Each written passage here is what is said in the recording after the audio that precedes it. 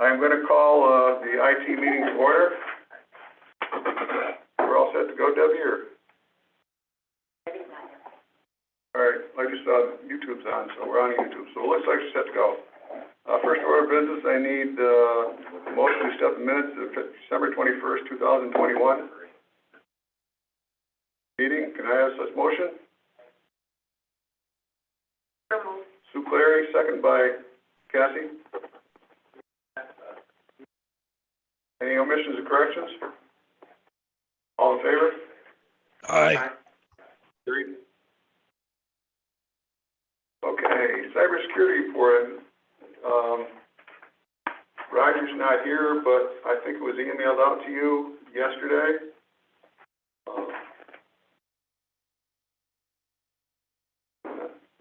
I did not see any it was just the Terry stuff. You didn't get any from Roger? No, Roger's went out. Oh, okay. I got it here.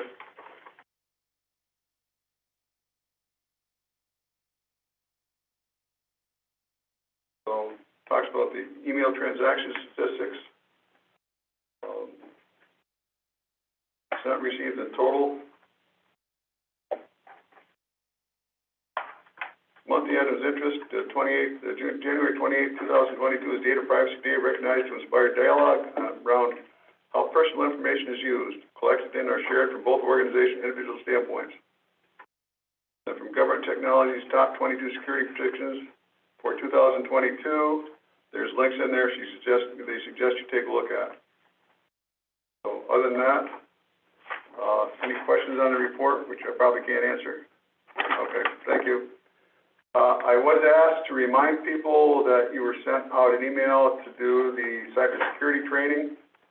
It's 2021 Know Before Security Awareness Training, and using the fish alert button to report suspicious emails. So the last report I had, there's only 3 people have taken it. I request that people the supervisors go and take the report, because I think it's important you know what to look for. So I would ask Debbie, could you send out the links again? So You already did twice. Well, how many people took it? I took it, and I'm capable of writing. I will admit that I took it as long as you don't ask me how many times it took me to pass it. Only one, it was a stupid one, I wanted to argue the one I got. All right, well, thank you, but those people who haven't completed it, please complete it. Terry. Good morning. Okay. I know that Roger's not able to be here today, but I would like to say a couple things as it relates to cybersecurity, especially just to reinforce, Dave, what you had put in there, in terms of the cybersecurity training and how important it is. Cybersecurity right now is one of the hottest topics out there. I'm sure that you all hear it all over the place, especially with the most recent Log4j exploit that we've been working furiously over the last couple of months to get patched, along with every other agency that's out there in business. It was a huge exploit. When you look at cybersecurity, people are the biggest risk to cybersecurity, and email is one of the primary places that comes in. All it takes is one bad email that gets through the spam filters, and spam filters are not perfect. There isn't anything that's perfect. It's all about layers. And one of the most important layers, in my opinion, is training employees to make sure that they can do, so that they have the information and the knowledge necessary to be able to properly look through their emails and not infect computers. And I say this as from a county perspective, because a county email, things can come in, even as things can come through in your personal email. And if you're checking the county email on your personal computer and you click the wrong thing, you're going to get infected. And the same thing goes where if you're checking your personal email on a county device, for example, or something like that, you can get infected. And when I say infected, I'm talking about things like ransomware. So I just want to say that only because I can't stress how important it is to be able to complete the training and to go through that. I think Karen's put together a really great package. It's only a 30-minute training. And I say that because we've also been working through with the county employees to get the training completed. And once it's done, I think it helps everybody, not only from a business perspective, but also in your personal lives. And then that information can be passed on. I don't know if anybody had any questions on any of that, but I just wanted to put a plug in for training, I guess, for lack of a better thing. Thanks, Terry. Any questions for Terry?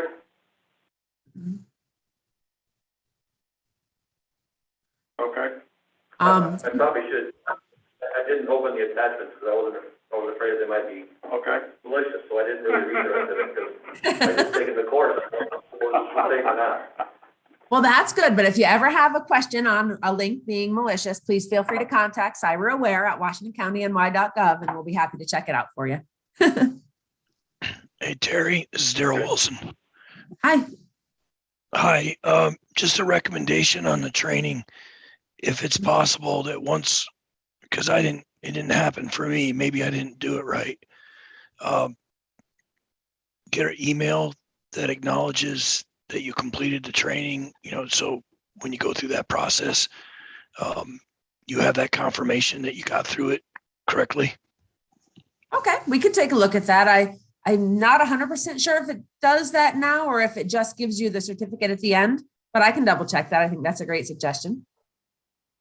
I didn't get one. Get an email back stating that you completed it. Maybe I didn't get.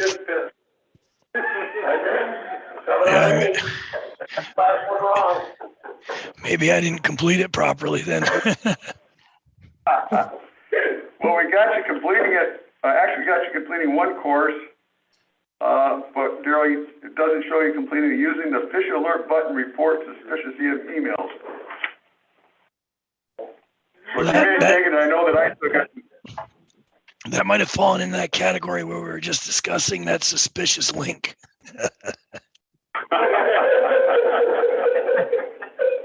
Well, and actually that fish alert button, when you do the training on that, you'll be able to see that's a super easy way of saying, oh, this message might be fake. And you just click on the fish alert button and that'll actually notify us that that message has been flagged. Thank you. Any comments or questions for Terry on that? All right, next item, Terry. The next thing I just wanted to talk about briefly, it so actually kind of relates to the project list. So we can just go through the IT committee project list. One of the big projects that's been extremely time consuming over the past month plus for us has been revolving in the cybersecurity world. So cybersecurity insurance, you folks may know from the town level as well.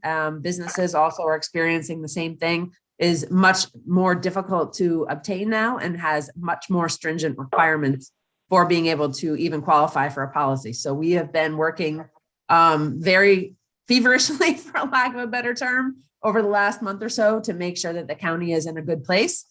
We've completed that work and we're moving forward. But I just wanted to mention that because that was a very large project. You'll see it listed on the project list for the MFA cybersecurity. Says we're wrapping it up just because we have a couple little straggling things out there, but the bulk and the heavy lift is complete at this point. But I don't know if anybody has any questions on that or on the project list. You'll see a lot of those will be hopefully wrapping up and closing out after this month.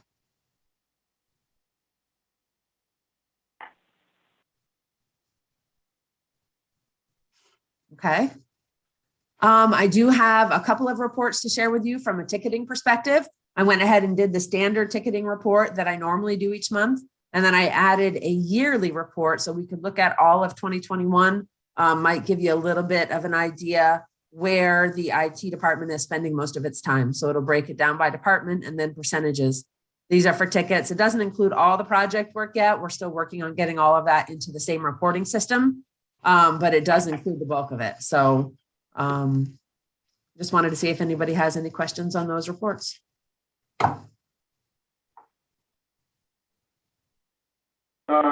Terry, quick math in my head says probably about 18 to 20% of all the tickets were in December. Was there anything that caused that specifically, or? I'm sorry, one more time. What was that? You look at the number of tickets completed in December. Yep. It's about 800, which is about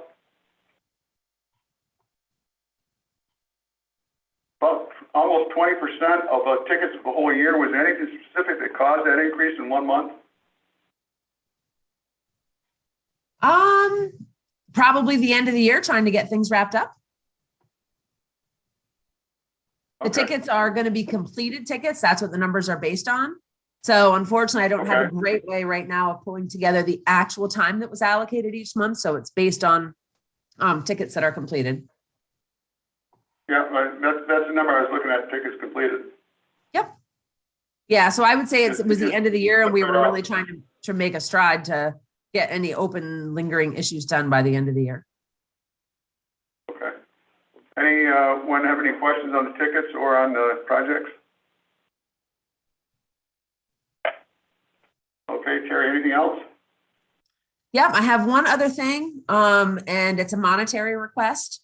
We have been working closely with public health and some needs that they have, along with some other departments that we've had some requests from, to be able to accept secure HIPAA compliant forms through our website. To be able to do that, we have a temporary solution up right now, but that solution is not scalable and it can only be utilized currently by public health, but we do have some other departments requesting that or that can use that service. So what I'd like to do is I'd like to request to upgrade our Civic Plus account, which is who manages our website, by adding on the security enhanced module, which will include encrypted forms and allow us to do that and scale it out. The total cost for a year, well, this year, because we have the implementation, plus the current recurring maintenance would be $9,800. And I'd like to request to move that from the IT contingency account, because it's not something that was budgeted for. It's something that came up very quickly on us over the last couple of weeks. I think it's a really good investment. I think it has a lot of benefits for us. And I think that's what the IT contingency account is supposed to be there for. So I would like to request that we can move forward with that. I need a motion from someone in the IT committee to move that and recommend it to, move that to finance and recommend purchasing. Mr. Chairman, I'll make the motion. Mr. Wilson, do I have a second? Sue Clary? Al, you had a question? I want to ask Terry to let me work with Ryan on the source of the funds. We might want to tap regular general fund contingency and save her reserve for some bigger project type items. Okay. But that's up to the budget officer, but that would be my recommendation. Okay. All right, so you're looking at moving from some contingency fund end and taking the finance, right? Yes, sir. Sue, you had a question? Yes, Terry, what's the monthly fee or what's the yearly fee after the setup fee? It's Do you know that? $7,700. Yep, the yearly maintenance for the whole package. So okay, thank you, So yeah, the setup's about $2,000. thank you. Any other questions? All in favor? Aye. Aye. Opposed? Carried. Anything else come before the IT committee? Yes. Oh, Dave, someone had a question? Dave, Dan, okay, Steve. yeah. Yes, Dan. I have a question, well, more than a question, it's an ask, and I figure I should do it in front of IT rather than just call Terry. Our town needs some advice and maybe some direction on setting up any security. We're redoing our computer system and everything. And Terry, from time to time, department heads have come down, especially like real property, and I think public health, public safety has come to a board meeting to help us sort through this. And we have a presentation coming at our next board meeting in a few weeks. Is that something that you'd be willing to come down to and listen to? Because I don't talk their language and I don't understand it. And I thought maybe you would be the person that could help us, or at least advise us on what we should be doing. I'm not looking for you or the county to do anything other than advice. Is that something that's allowed, or will you be willing to do? Yeah, so from my perspective, I mean, in the future, I certainly see being able to do more than even just advise, being able to actually offer and provide IT services to towns and villages. That's the direction we're going. I'll have to see how we can do with staffing a new position that we have created. because staffing right now is super challenging. But that's one thing, the advice and consulting is one thing I would offer to all of you, to towns and villages, is that I may not be able to actually push the buttons, but I'd be happy to review any RFPs, give you an unbiased opinion. If you have some needs, I certainly would be happy to listen to, and yeah, come to any board meetings or whatever you'd like in that regard. Okay, I'll talk to you after in the next few days and line up when we're having this presentation and then see if it fits into your schedule. Okay, Thank you. I appreciate that. you're welcome. Anything else? Yeah, Brian? One more for Terry. Going where Dan went it's kind of a question I asked a few months back, and that's what I'm worried about is, as towns, do we get involved in all separate things, and it kind of messes up where you're trying to go to get us all in one so that we're together? Is that gonna be a problem? I mean, because eventually we can make something that we bought into that's real expensive, or it could be more reasonable if we're all doing the same thing. I guess that's where I'm at. Yeah, and so, I think if you don't mind engaging me, I'm always happy to advise on which direction you're going. And I can advise also if that was the same direction the county has gone, or what might be required later if you wanted to move to the county when we're able to provide those services.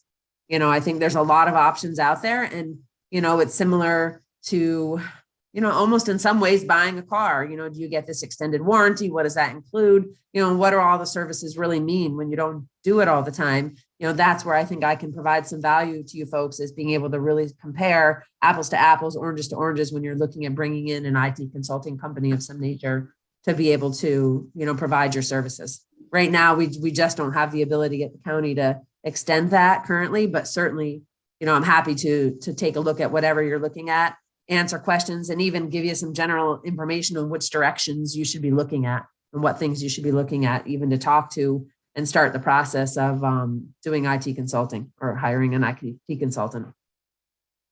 Very good, thank you. Matt? Yeah, Terry, you gave me some good advice, and we're actually moving our town hall. We decided when we're doing this, we're going to upgrade our IT from the 18th century to the 21st century, and we've hired somebody to do that. And it is very expensive, but we had no clue we were so far behind the curve. I would imagine some of the other towns are in the same boat. So we're going to learn some lessons in the next few months, and I'd be glad to share that with you, Terry, so that you have an idea what a town's looking at that you can share with the other towns. But I think if any towns do upgrade, they will find that they were way behind the curve, and thank God for ARPA funds for using some of that to get us to where we needed to be. Yeah, and I think that's one of the big keys, is coming up with good scalable solutions that will, if you're going to upgrade, you don't want to do it twice, so making sure you're headed in the right direction. So that's great, Matt. And I think a lot of smaller towns and even bigger towns, there's so many diversified recommendations IT companies can make, is that sometimes you really don't know what you need and not need. And if some words with Terry and advice from Terry helps you direction, I think it'd be worth its while. Thanks, Terry. Jim? Terry, I have a question with regard to the audio. Yes. Okay. With regard to the webinars that you're offering county employees and supervisors, is it possible in the future that they could also be offered to town employees? Oh, do you mean the cybersecurity training? Sure. Yeah, so that is something that certainly we could talk about, and talk about, it is something we could certainly look to offer. We use a third-party product that does this, so possibly piggybacking off the county and offering as a shared service is something we could bring Roger into the conversation and talk about that further. That's something certainly that was in the shared services that I mentioned earlier for the future. We just have to be able to manage it and maintain it. Thank you. Anyone else? All right, we're adjourned. Thank you all. Thanks, Terry. Isn't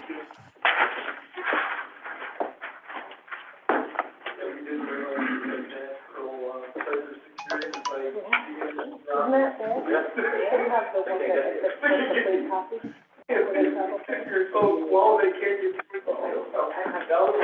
Everything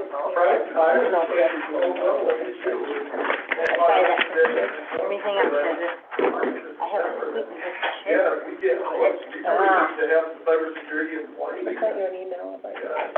Thank you. What does it cost now? You don't know. Oh, I got a good idea.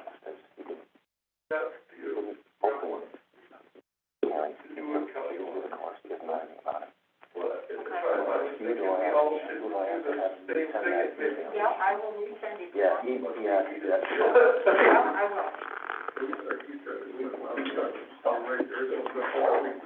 Okay, is everybody ready? We'll call the government ops meeting to order. Boys, men, Brian. Good morning. Okay, first order of business in the government ops is, can we accept the minutes from the December 21st meeting? Motion by John Rizal. Got a second? Second? Dave O'Brien. Any questions, changes, updates? All in favor, say aye. Aye. Opposed? Carried. All right, Matt. How you feeling? Welcome back. Not bad. Glad to be back. So for this month, I've been working on going through, we have a bunch of contracts coming due this year. A couple of them I noted just to bring to the committee this month are our generator maintenance contracts. Currently Brownell does it. I'd like to extend that contract. It isn't an amount that has to go out to public bid, but it's usually quoted, and in the past, we've sent out multiple opportunities for people to quote it, and usually Brownells is the only one that quotes it, but they're also pretty versed in our generators all the way from the top of Willard Mountain to over in Granville to the ones around here. So I'd like just a waiver on the 3 verbal quotes that's required, at that limit. I think the total amount is $12,457 is the yearly contract for the maintenance on all those generators. So I think that's all. Anybody have a motion? Yeah, motion to have that, the purchasing policy for verbal quotes, I think it is for that amount waived. Moved by Dave O'Brien. Do we have a second? Second. Second by Tim. Any further discussion? All in favor, say aye. I think, Oh, Dan Cassie, Sock? yeah, Yes. we've done this in the past and I'm not opposed to it, but when was the last time it was actually bid out? I can tell you 2019. 2000, so it's been 3 years. Yeah. Just a thought, there ought to be a certain number of years and then it really should be bid again just to make sure that everything is up and up. But I have no problem with waivers every few years like this, but I don't know, it just, it's a policy, and I'm concerned that maybe there might be another company, maybe an upstart company that'll do it a lot cheaper and hungrier. Somehow or other, we want to make sure we're doing the right thing, and I have no problem with Brownell. I mean, I know they're a good, reputable company, but just a thought. I'll take that in consideration. Any other I think the discussion? last time I put it out, I was hoping, to see what was out there and that sort of thing, and we just didn't get the response. I can tell you, being, government operation and stuff, lots of times small companies don't want to bid on this stuff anyways because of the full prevailing wage and everything else that comes along with working for Washington County. As we dissect their bids, that they have to follow all the state rules also. Any other discussion? All in favor, say aye. Aye. Opposed? Carried. And the second one I want to hit on today that's coming up this year that was also bid out in 2019. I think this goes to July, but is our automated logic system. That's the control system that operates the whole county for HVAC, lighting, the generators and monitors, everything. That contract is more expensive it isn't a public bid, but it is quotes. It's 27,470 a year. It's a pretty intricate contract. The way this works is you have people that are certified automated logic system dealers, suppliers that have areas. So if I was to go out to bid for this, I either have a local area, which is Albany area we're in, or I'd have to bid out to, say, a company in Buffalo or out toward Boston. So there's not a whole lot of sense in bidding out for other automated logic system dealers and certified, technicians. We've been very happy with Eastern Heating and Cooling. They also do our mechanical work around here, which has helped What do you mean? immensely having the same company do both, because instead of one leaving and saying that it's a mechanical problem, mechanical guy saying it's electrical problem, and having 4 contractors here over 3 days and not having a boiler fixed or whatever, having somebody that I can hold accountable to repair it. If they can come to me and say, hey, it's a mechanical problem, I just look, you need to fix it. That's on you. So it's worked great that way. And I don't see any good reason anywhere to go out to bid for a control system, to have somebody monitor it from hours away. So I would also like a waiver for the purchasing policy for that contract. Anybody like to make that motion? Made by Matt Hicks, seconded by Dave O'Brien. Any further discussion? All in favor, say aye. Aye. Opposed? Carried. That's all I have for you this month. Okay. Thank you, Matt. You got it. Lisa? Good morning. So, as you know, we've been in the process of union negotiations this year. And in that process, during some of the conversations, it has come up from employees that have concerns with our current travel policy that we have for Washington County. The biggest concern that has been brought to my attention by the employees is on page 2 of the policy, which is number 4, which refers to sharing a room. In that paragraph, it states that if more than one county person is traveling, individuals of the same gender will be required to share a room. If an individual does not wish to share, he or she must pay difference in cost out of pocket.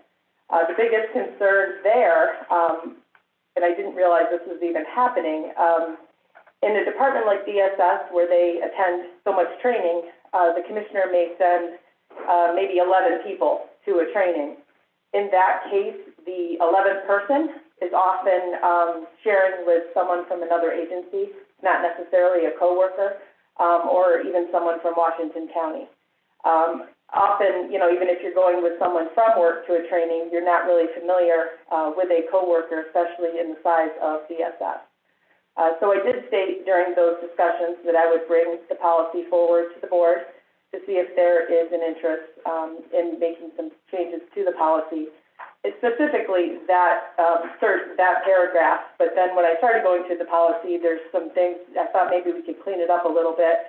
The policy currently refers to use of mass transportation, saying that when practical, employees shall use mass transportation for county business as opposed to county or personal vehicles.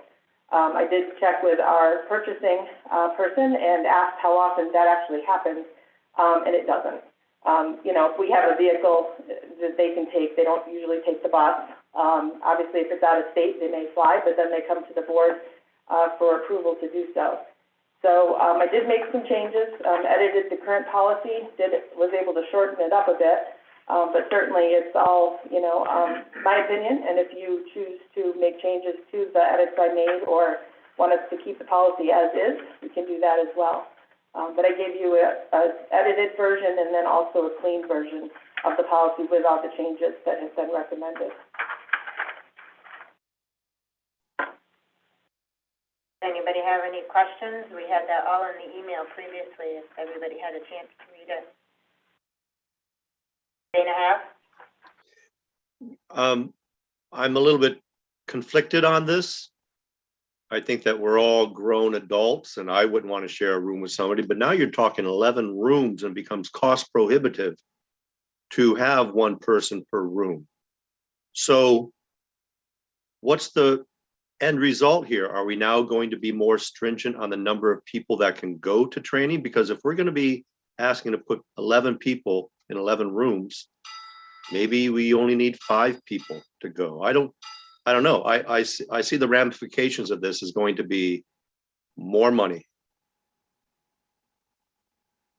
And Supervisor Haas, I did go through some records that we have available through county administration, had the records for the last 5 years, and in the 5 years, we have 15 people that have had to share a room or wanted to share a room in some cases over that 5 years.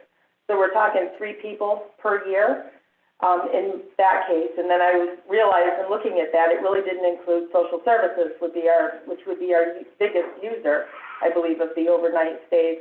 So I reached out to the commissioner, and they had some information because she had concerns as well in the past, and they had pulled 3 years, 2017, 2018, and 2019 information, obviously prior to COVID when the training kind of ended or is on pause. If everyone had single rooms for those 3 years, the cost would have been $69,000, which averages out to about $23,000 a year.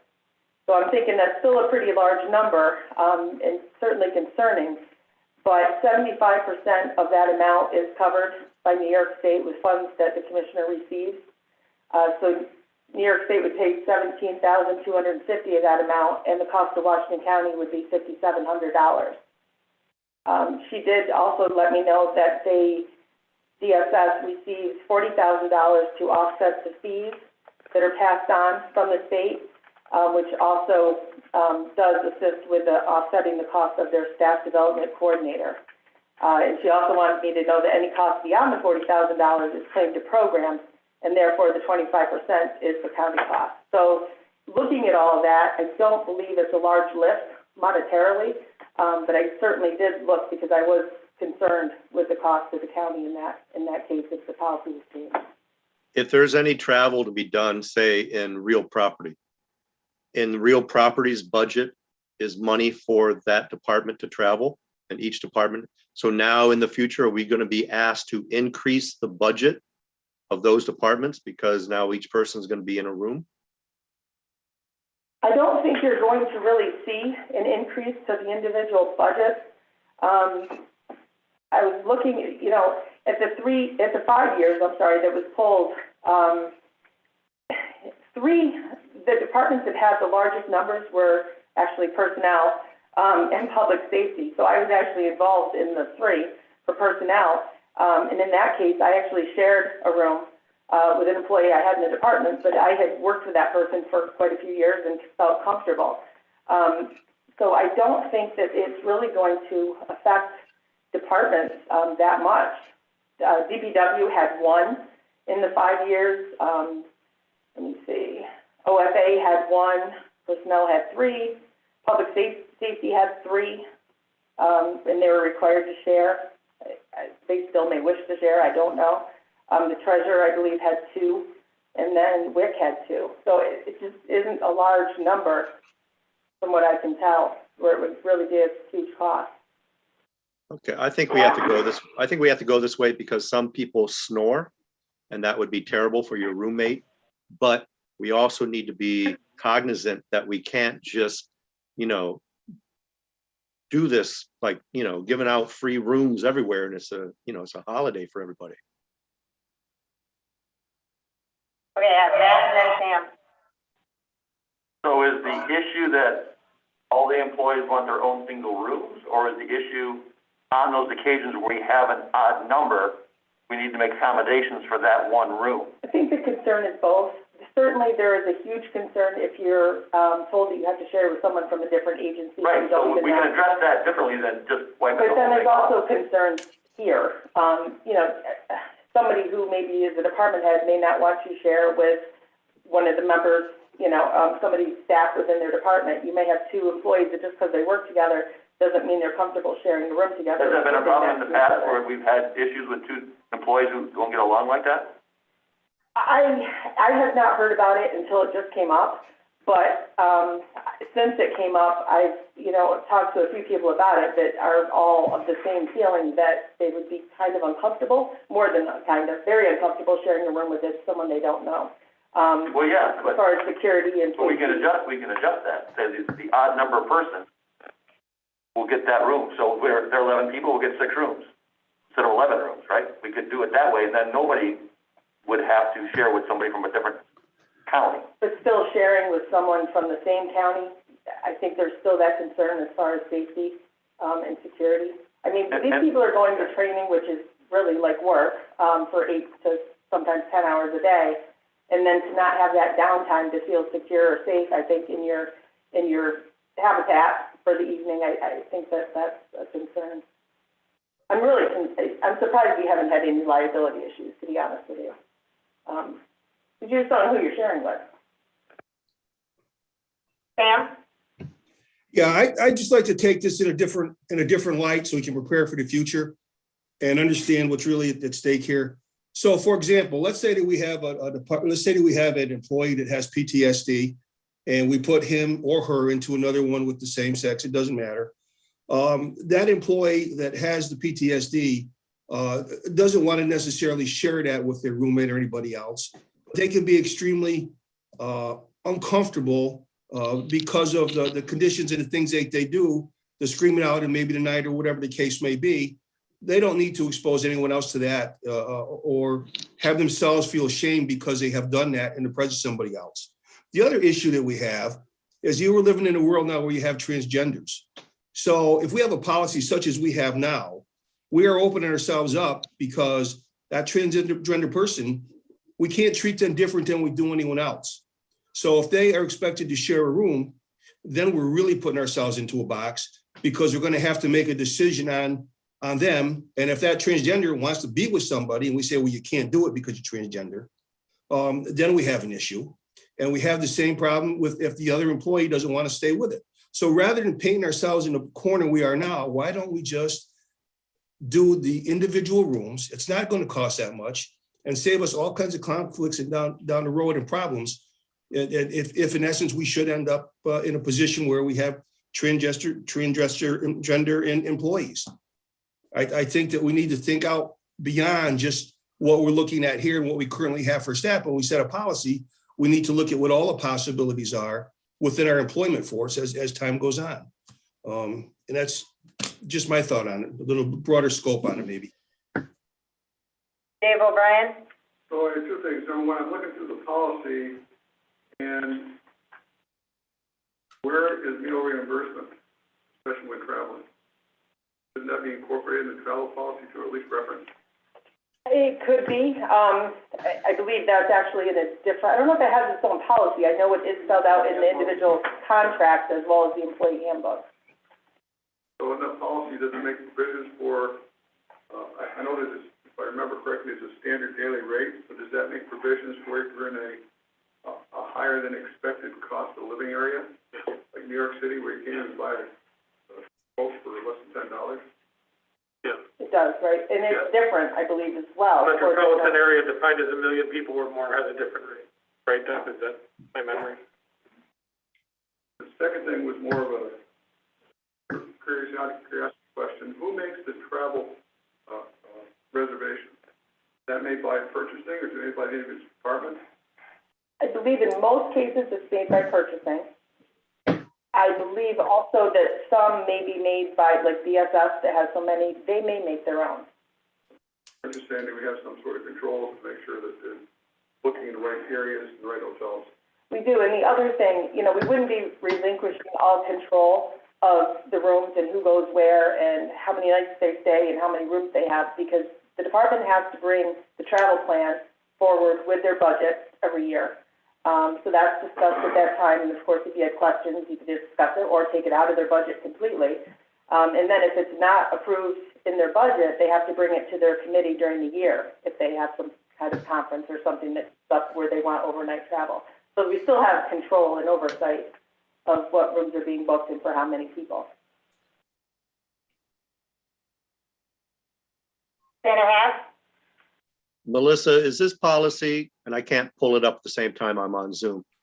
Does this policy say that one person shall have a room or may? Because you may have coworkers that are perfectly fine with sharing a room if they want to help the county save some money. A few years ago, I went down to that Association of Towns training in Manhattan. I took the train, mass transit. I shared a room with Seth Pitts, who snores like you can't believe. But in order to be frugal, we did it. Oftentimes I say at the county, we should only be expected to do what we do at the county should be good enough, not really good. Because we are funded by tax dollars. We shouldn't be luxurious in our automobiles or anything that we do. So I'm wondering, does the policy say that if they request, they can get a private room or they shall have a private room? Well, I took out that whole provision about sharing a room. Obviously, you know, when you were to put in your request for an overnight, if you wanted to just request one room and have the two people share a room, that would not be an issue.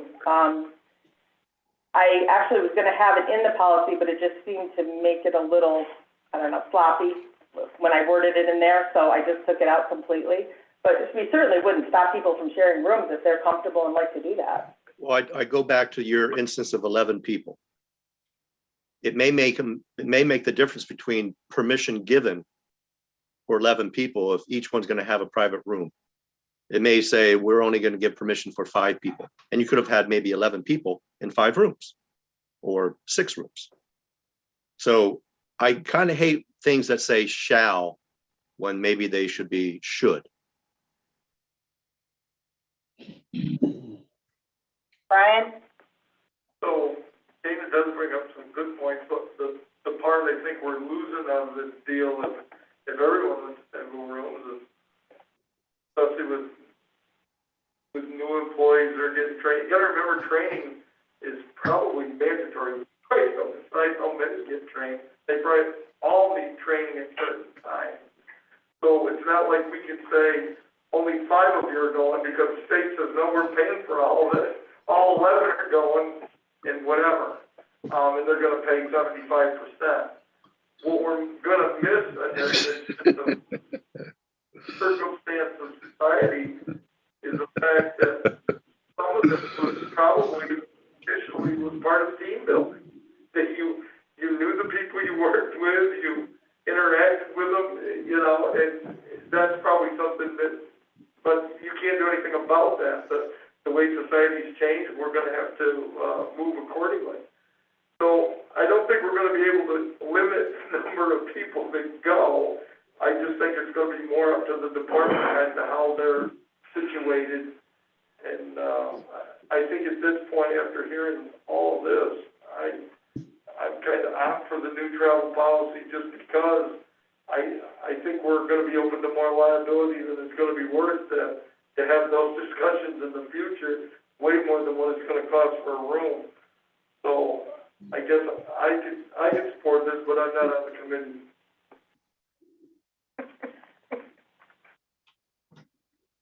Any other comments? Melissa? I just wanted to add that I also think that department heads, when they have someone that they send to training, they can certainly, you know, ask 2 people, maybe they work closely, they know their friends, would you be, you know, comfortable sharing a room? So there might be instances where people are willing to do that. I mean, I believe that most of our, or all of our department heads are pretty savvy with their budgets and are on top of those and know what they're spending, and they do try to curtail unnecessary expenses. So I think that oversight, again, would still happen in that direction as well. Okay, Dan Shaw. Yeah, since we're talking the blanket policy, and I know the issue right now is the rooms, but getting back to the transportation, are we going to discuss that next, or is that all part of this discussion, in which case I have a question? Okay, go ahead with your question. The question is, I think I read in the policy, and Melissa, correct me if I'm not accurate on this, that people are allowed to drive and get paid mileage if they want to take their car down, let's say to Albany or any further place. Is that correct, what I understood in the policy? Only if there is not a county vehicle available, or if it's more than 60 miles from the municipal center and spending one night. Okay, that didn't change, and that was the original one. Right, that didn't change. You're looking Okay. to strike out the number one, though. Only because it's reworded. Okay. I didn't The take that reason out. I- It was just- And Melissa, the reason I questioned that was that if there were 4 people going down, I'd hate to see 4 people taking their own cars, let's say to Albany or further, because we always make Albany an exception. That's a 2-day course, that they couldn't carpool, so that we weren't paying mileage for 4 vehicles versus a county car. And I can see a problem right there where it might come up. So say one person's coming from Putnam, one person's going from Fort Edward, and somebody's going from Easton.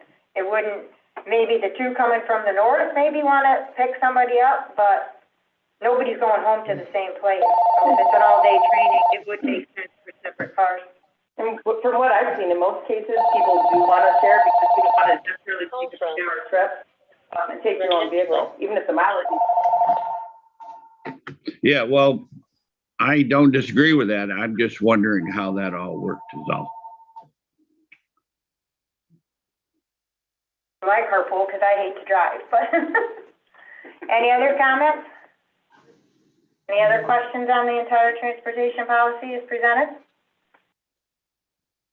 Day and a half? Melissa, how are you going to resolve, or are you going to resolve the difference between shall and should on sharing a room? Well, I had taken that entire paragraph out of the new version. So it doesn't refer to shall share a room or should. I just took it out completely. Their departments are still going to come to a subcommittee for that request, right? They still have to at some point either submit the travel plan with their budget, or if it's not in their travel plan, they do need to bring it to committee, yes. So Well, I either hope when way, they it bring- is coming. When they bring it to committee, I hope they would have already asked the question to the employees, are any willing to share a room to save county tax dollars? Because I hate to hear we have a very small problem and the answer is spend tax dollars.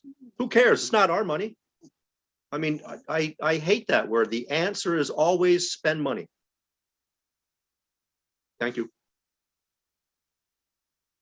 Matt? There's a significant number of changes here. We're gonna go through them, or are we just gonna We can, if say, you like. if you don't have any questions, we're just gonna pass it? We can go through all of it if you like. I'm not trying to prolong anything, but it's not like it's 1 or 2 items. It may spur some questions. Okay. So at the beginning of the document, it talks about use of motor vehicles and or mass transportation. There was a strike through the mass transportation part only because employees aren't usually using mass transportation unless they're flying somewhere. There's very little use of buses or trains in most cases, and if the train, it's usually because it's out of state, and again, that comes to the board. So that was taken out. We still have employees shall use county-owned vehicles for county business whenever possible. We took out when practical, employees shall use mass transportation for county business as opposed to county or personal vehicles. Number 1 was taken out, which was use of a personal vehicle with reimbursement for mileage should only occur when a county vehicle is not available. But as the treasurer did point out, that was put down at number 5 on the first page. So even though it's struck out there, we still have it at number 5. And then we took out the other portion that refers to the mass transportation sources should be used when economical, provided such use would not be impractical given the nature of the trip. If the use of mass transportation would save time, the value of the officer or employee's time should be considered in evaluating the cost. And an exception allowing the use of personal vehicles with reimbursement for mileage is to be made for attorneys in the district attorney's office and public defender's office. There is that provision, and that did remain in the clean portion of policy as well, which is number, I'm trying to look for it, number 1 on the clean policy, which refers to the district attorney and public defender, and that's per resolution, so that remained in the new policy. Paragraph 4, and the one that was added is the same. In the new policy, it's number 2. And again, number 5, we just took number 1 from above and made it number 5, because we do want to have employees take county cars whenever possible. Then we go into the annual travel plan, which I mentioned. Any department planning overnight travel during the coming budget year must submit an annual travel plan during the budget process. The only thing I took out was the plan is to be reviewed by the department's committee and approved by the board. That was just. Well, all right, so you submit. Who do you submit it to? Who reviews it, who approves it or disapproves it? Administrator, budget officer, treasurer? It actually comes to the committee when the department talks about their budget and proposes their budget for the next year. That travel plan is part of that discussion. So if the budget's approved, that travel plan's approved? Unless it's taken. I'm just trying to figure out where's the approval come That's from? how expensive that is, right along. Right. Unless something new comes up, a new program comes up during the year, and then they have to step out and ask for an additional. They present it when they present their budget. Yeah, maybe I'm being technical like Dana is, but this just says you submit one. Doesn't take the next step to say, with the budget's approval, the plan's approved. Some kind of validation of it. It's just sort of left in limbo. You got to submit something. I don't know. It seems like it's loose. It has to be approved. For It doesn't say example, that. well, the one I can remember for sure is like when Debbie came up with Public Works, she told of the conferences she was going to and where they were and the dates when she submitted the budget and training that she wanted to send people to at that time. I just remember it because there was a list of them. I get So it. we have that at the budget time. But Brian says it needs to be approved. This plan doesn't, this policy doesn't say how or who or when it's approved, that's all. I think it should be delineated. So I guess It's sort of left out. You want it on the record that it's approved. Well, 5 years from now, somebody say, well, I wouldn't have approved that. How the hell did that get approved? Oh, well, when you voted for the budget, it was approved. Oh, that? So, I mean, I think it's just to solve a problem later on. That's a good point. Designate whatever that approval process is and who approves it. If we're approving when we approve the budget, then just say it, so we all know, that's all. That's what I'm thinking. I guess I'm looking at it like every other line number in a budget that's presented at budget time. Usually, I don't think the committee usually says we don't want that in your budget, right? Sometimes we do, I guess, if that's done. But if it's not taken out at that point. Before it ever got to finance. But I could be wrong. I can reword that if you like. And that's what we need to do, is reword it the way that we're all comfortable. I'm not saying who should approve it, I just think it should be delineated that We know how. it's been reviewed and been approved, and this is how the process works. Would you like me to leave that sentence in, that last sentence on page 1, that I put a strike through on? I can just leave that in there if you like. I don't know if it should be approved by the department's committee, the department head, or the board, or whoever. It should be somebody. Somebody should sign off on it and say, yeah, I own it. Maybe when they present their budget, they have an extra piece of paper that pulls it out. They hand it to us in addition to they hand it to us as part of the budget that they give us to review during our committee oversight. But maybe if they submit it separately, so you have a chance to see it actually pulled out. Instead of like, sometimes maybe you go down through the budget and you say everything is the same, so maybe you don't ask a question on it. Maybe if they submitted the travel plan and an additional document, then you would see it specific there. Right. But who's gonna own it? I think it still comes through in the budget process, so if it So goes the through the joint committee there, then it The moves joint on. committee, DSS and finance, that joint committee will then have to make a vote during the budget process to approve that? No, I think it would roll with the budget, but you would still, you couldn't say down the road that you didn't see it, because if you were at the Okay. committee, the oversight committee and finance meeting, then you would have So seen if it you there. approved it in the budget, then the board approved it. So this says the board approved it, so why are we changing it if the board's approving it anyway? I don't know, I just think somebody should own it, that's all. So maybe on A, it should just say at the end, where it says annual travel plan during the budget process and approved with adoption of the budget or something like that, just so that you know that it's there. Maybe that is the way to do it.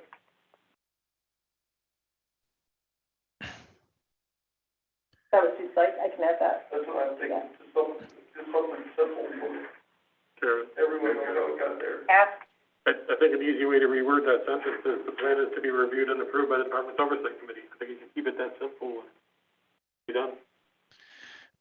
Yeah, it's in there. It's the same statement that's down in the additions to the annual training plan.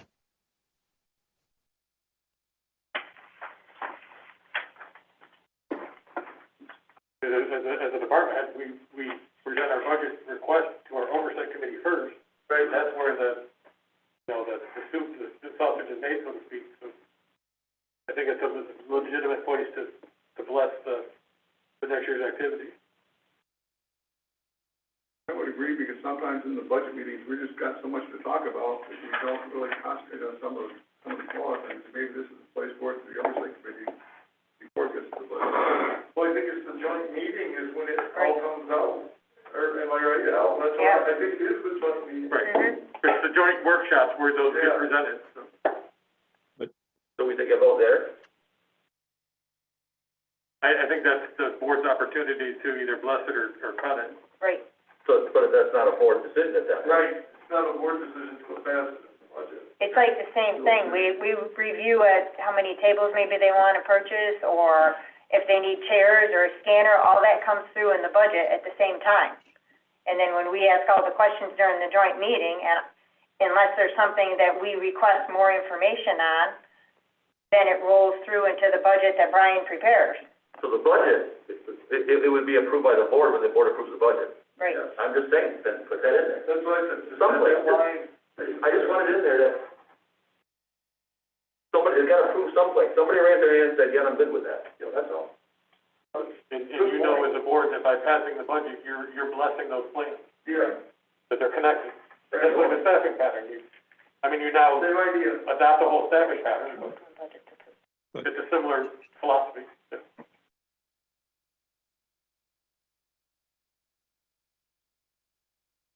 That's the one you want to add?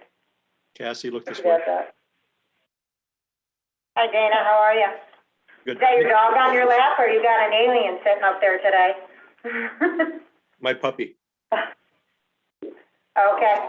Too young to vote. When we do the budget though, and we do it in, October, November, and then it's passed in January, we don't know what training and travel is going to come around in August. They can't present all their entire year's worth of travel needs because they don't even know it yet. Right, so in those cases, they present what they think the plan is for the year, and then if additional travel comes up during the year, they bring it to their committee for approval. Okay, I'm just worried that we're going to have inflated travel lines in each budget just to cover, because now we're having, no longer mass transit, which probably nobody used anyway, but the room issue, we're just going to see an increase in expenditures. But Dan has a good point. You look at some of these things that, some of these, meetings and organizations, they know they're gonna be there, but they don't have the detail on what the rooms are gonna be and what hotels are gonna be available. So some of this information wouldn't be available with budget time. They would have a line item for $5,000, throw out a number, for travel to a meeting, but they don't know where it's gonna be, may not know how much rooms are gonna cost, what other costs are gonna be involved, so they can submit their travel plan until such point. So therefore, it's gotta go through the oversight committee for approval before it goes to finance. Well, we could have, travel plans still submitted, but have the department heads bring those back to their committee when it's getting closer, and they know the exact expenses for the rooms, for the travel to get there. Right now, we don't require them to bring it back to committee, but we certainly could. Yeah, Some department heads do it just as an FYI, just to say, I'm gonna be, at a conference next month, but we don't make them do that. Brian? Yeah, so just remember, the budget is still just a plan. And that these are what they're planning for. And so they do have a good idea what's coming up, what it's gonna cost, where it's gonna be. They have the basics down. The difference would be, like Dana said, if all of a sudden it's twice as many rooms as it was, it's gonna cost. He's right on that one. When you think about this, you're really talking about one department. But we're giving a blanket so everyone does the same rules. But for the most part, it's one department that we're really concerned about here, and it's probably 3/4 paid for in each of those not that it's any better, because if you still double your quarter, it's still double. I mean, that's an issue, but the plan, I think, is still gonna come annually, but there's always gonna be tweaks and things that aren't exactly the way the plan starts out, which we have with everybody. And then looking at that largest department for travel is social services, and looking at the 3 years, 2017, 18, and 19, it looks like the cost would be about $5,700. Now, that could change if we have a huge turnover. Caseworkers are all required to go through, last time I knew, I think it's at least 3 weeks of training. It could even be more. So if we had a lot of turnovers, of course, there'll be more costs associated with that. And also now, some of that, there might be more training online than there was in person. There might be, right? Those things might even change. Sue Clary? Cassie, I'm not on this committee, but just thinking ahead, and I'm also not a big traveler, but from the people that I know that do travel, they are doing their hotel reservations, their flight months ahead of time, just so that they have the best price and they have the opportunity to make sure it's a stable plan. And so looking at what DSS has done through the years, I think they're very budget conscious. They're very budget oriented. They always bring the plans to us to review, but they have it in their budget to go forward. And I don't know that this policy, this change of policy is going to make any difference with that. I think they will continue to do what's necessary to make sure that they are within the constraints of their budget. And to go through additional reviews could be a burden to setting up a plan that is, I mean, with the new COVID and everything that's going on, you have to plan in advance. You can't just bring it through the committee and then 2 days later expect that you can get everything in place. It just doesn't work that way anymore. So just a thought. Thank you. And you mentioned something else, Sue, that anybody who's in the meeting can ask a question at any time. The only time it really matters is whether you're on the committee or not is when we take a vote. But anybody's welcome to ask a question at any time. And I just throw that out there in case our new supervisors didn't realize that. Anybody can ask a question in any meeting. Just when we actually vote, it's only the committee members that vote then. Okay, any more comments on the travel policy? What's the next part? Let's see, we go into, just depends which one we're looking at. B, which talks about the annual travel plan should provide detailed information on all overnight travels. That's just the information that required as part of the travel plan that's presented. Additions to annual travel plan. Part we took out, actually I'll just read it. During the year, should the department need to request additional travel not included in their annual travel plan, the department will first need to bring the request to the supervisory committee. The committee must be provided with detailed information on the additional travel as above. But all that information is mentioned above in the paragraph before, so I just thought that was just mentioning the same thing over again. That's why that was taken out. Could you say to the supervisory committee for approval? Right. Just put those two words in there? Yep. Approved, sounds good.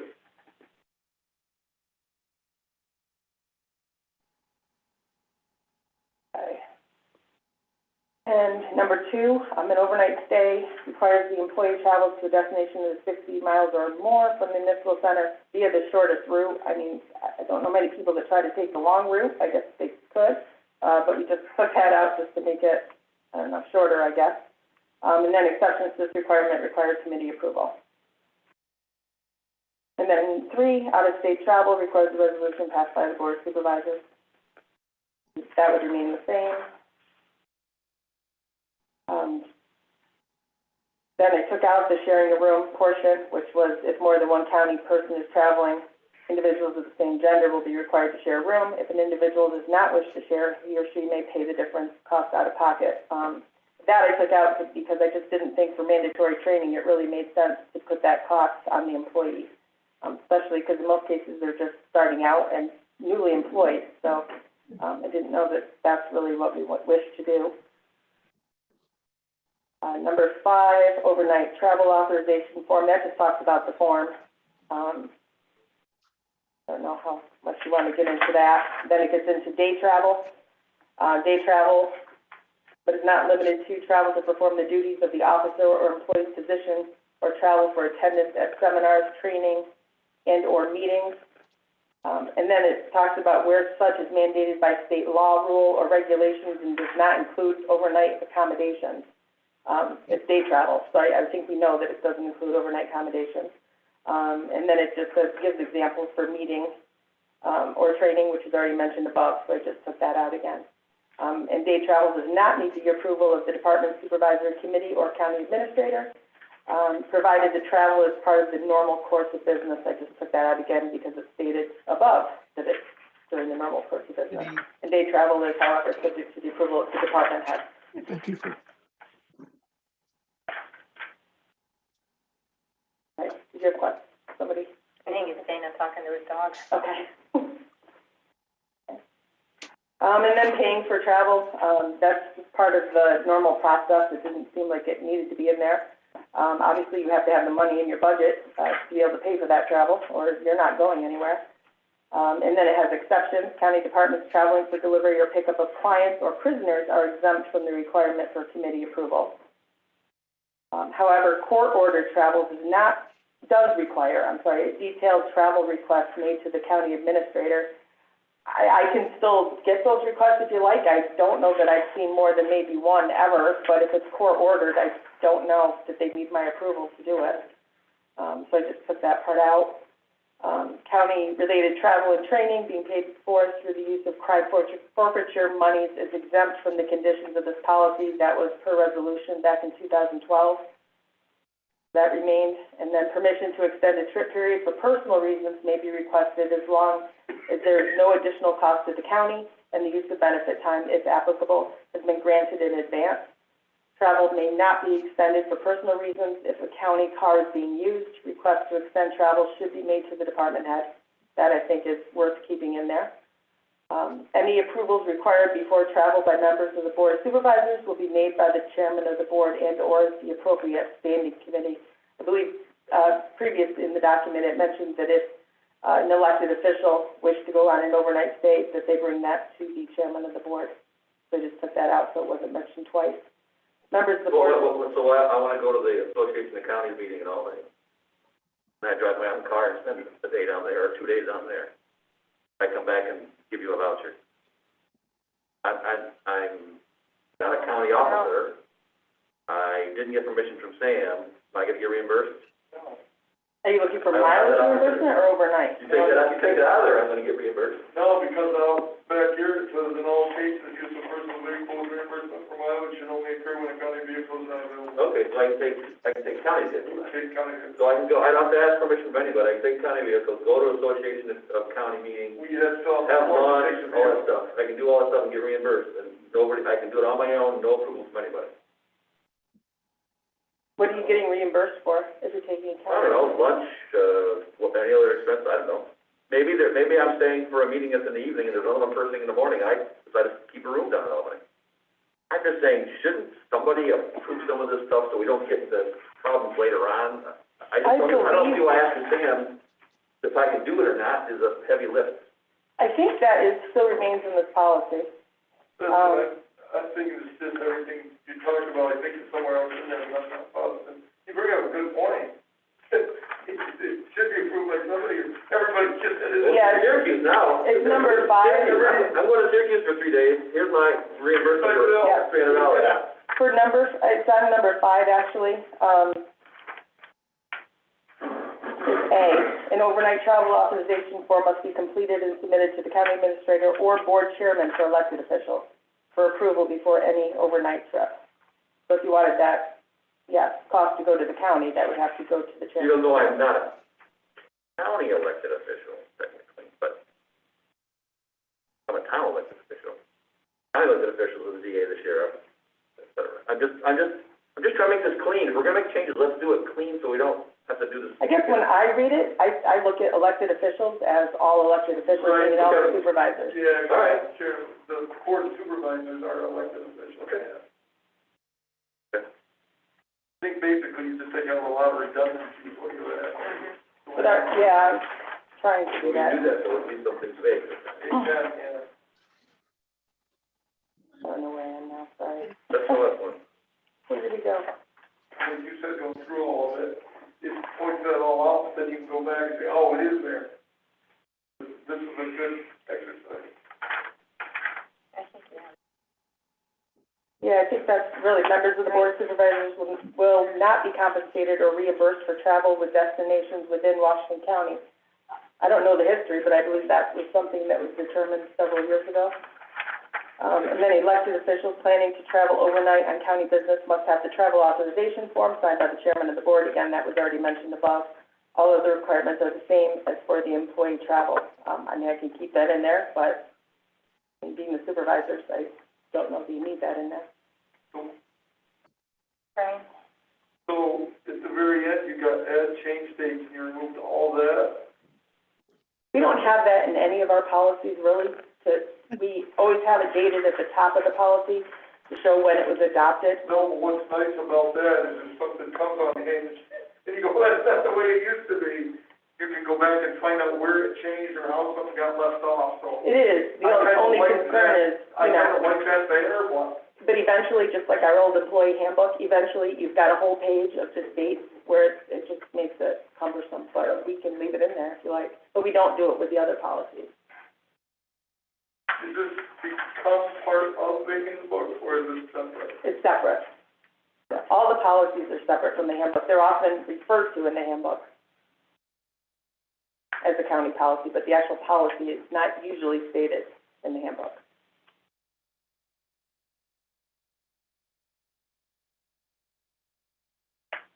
Any other questions?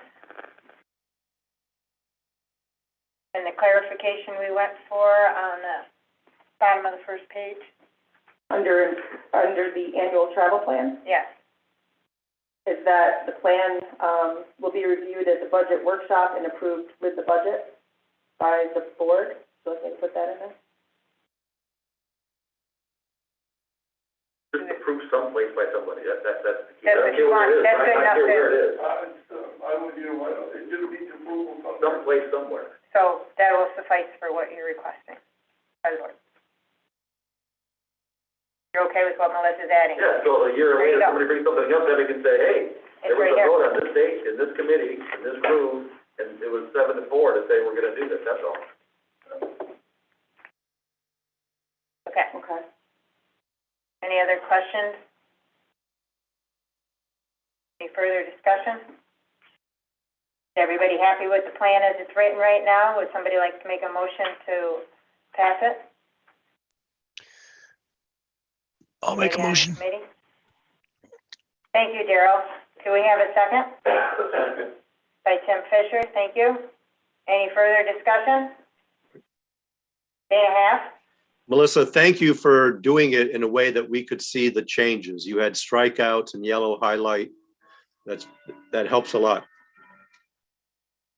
Good. Thank you. We'll have more coming forward as we review policies that are kind of old, so I'll try to do it the same way. I think it does help.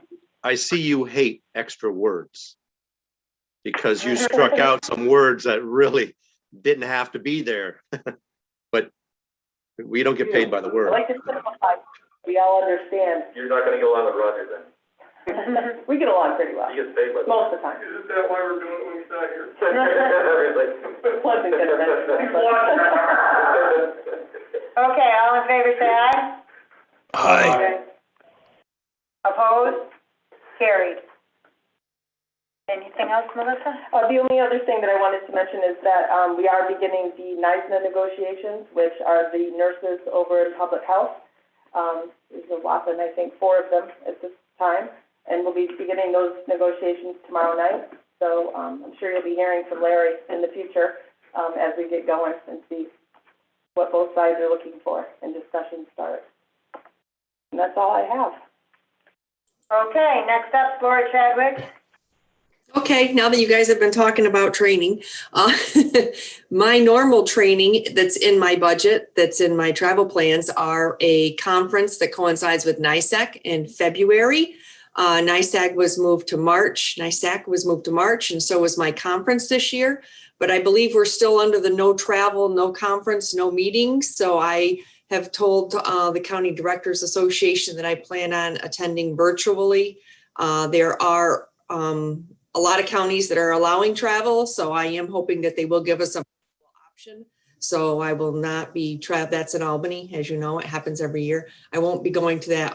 It will be virtual. So there's that. If something changes in the meantime, I'll let you know, which I usually do, which I always do every year. The couple things I added on last minute to the agenda were assessment services. It's time to renew our contract with the town of Fort Anne for assessment services. I've discussed with Supervisor Hall and sent the information to the town to present to their town board meeting. We'd like to continue the services for the town of Fort Anne. And also an FYI, I have heard from another assessor in the town, in 3 towns in Washington County. They would like to opt into our data services, where we do data collection for their towns. And that would be the towns of Granville, Hampton, and Hebron. And I believe that assessor has talked to all 3 of her supervisors. And we're looking to do that come spring for those 3 towns. It'll be a little scaled down version of what we do in the current town that we do, Argyle. They're not looking for every single parcel type thing every year. But I just wanted to make everybody aware of that. 3.5. Laura, is that the same assessor for those 3 towns? Is it the same person? Yes, it is. Yes, Okay. Vicki Hayner is the assessor in all 3 towns. Bob Henke? Is that going to, require another person? No, it's not. Right. Right, faster. That's faster. I believe that our per parcel fees will pay for anything, and there will be no cost to the county. That's my belief. Is that right? That's correct. Yes. Yep. That's that fee of $3 per parcel for the towns, that just for the data collection services. 3.5. No cost to the county, but what about revenue? Can't we make some money? I don't know what the difference is. There may be. Instead of charging you $3, charge you $5. Yeah, and maybe they are. I have no idea how it all. That's probably the more towns take advantage, probably the more revenue it would be. Right. Well, you say no cost to the county. I don't want costs. I want revenue. Profit. It is revenue. It'll go on the revenue line. I know that. Right. We will be receiving that as income that we did not receive before, and I'm not hiring an additional employee, so there won't be any extra 0.1. Brian, do you not know what I am saying? You're giving me budget officer double speak. You're saying, yes, it'll go on a revenue line. I want a difference between cost and revenue. I want the revenue to be higher than the cost. Exactly. And that's just what Laura gave you. Your costs are staying the same, and it's new revenue. More revenue.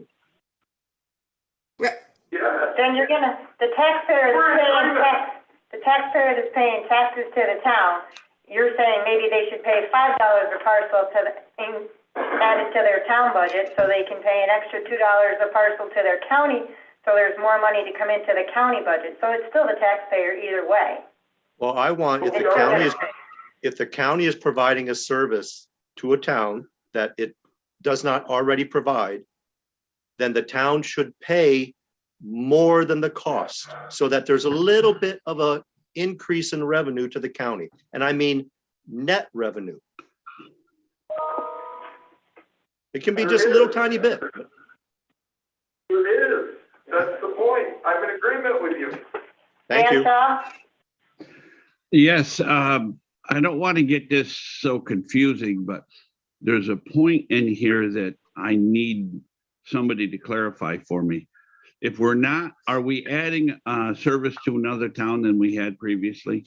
Yes, 3 towns we're doing data collection services for. And the cost is the same as it was last year? And they had no cost last year. This is additional revenue that will be coming in that we did not receive from those 3 towns in prior years. Okay, so the cost is staying the same for the county, but the revenue is increasing. So here Correct. is my question. Last year, when we discussed this, we were going to track it and find out what the actual cost was to find out if the $3 covered all our costs. We were, because there's, if it's, I don't know if it's full-time or part-time employees we had. If they're full-time, they got benefits. And there was going to be an actual cost to those employees that we hired, whether full or part-time. And then see if that number that we picked, which was $3, if that actually did it for us, you know, if that was an accurate number. And I'm wondering if we followed through on that. I did not follow through on that, projection. I Did you can, do data collection? Did you do data collection for the 3 towns last year? no. So how can you track something we didn't do? Well, we are Because- doing it for one town. That's it. But if you have the same number of people working that you did last year, then I understand you have a fixed cost. And you very well might be right that that's going to have increased revenue to the town, but we still, or to the county, but we still don't know if it covered the cost, whether by adding another town or not adding another town. I'm just wondering, we were going to follow through with that and see if that worked, and we haven't done that. And I think that that should be done. If somebody, I don't know if the county treasurer can dig into that a little bit. Well, and find out. we can compile that information in our office, Dan, because we have the hours that are devoted for each town. The gas Mhm. is devoted, the carpool, everything that's devoted for that. So we can follow through with that. Okay, thank you. Laura, maybe you need to clarify how much work they'll actually be doing. They're not going to every single parcel? No. Yeah, you need to Correct. clarify that. For the 3 towns that we're going to add on, the assessor has requested that we review any parcels that have building permits, demolition permits. So it's a small number compared to the town that we're currently doing the data collection for, where we're driving, road by road and taking pictures and the data. So it's going to be very limited amount of work being done for these 3 towns at this point, unless they have a special need. But right now, what we're looking for, what the assessor has requested is just, anything that would go through code enforcement, or if they failed to go through code enforcement, anything out there that's being noticed on the road. This keeps this instead of the assessor going out in the field, it will be our data collector here at the county. So it's a small number for those 3 towns. Granville's bigger, of course, but for the other 2 towns, there's a small number of permitting. Al?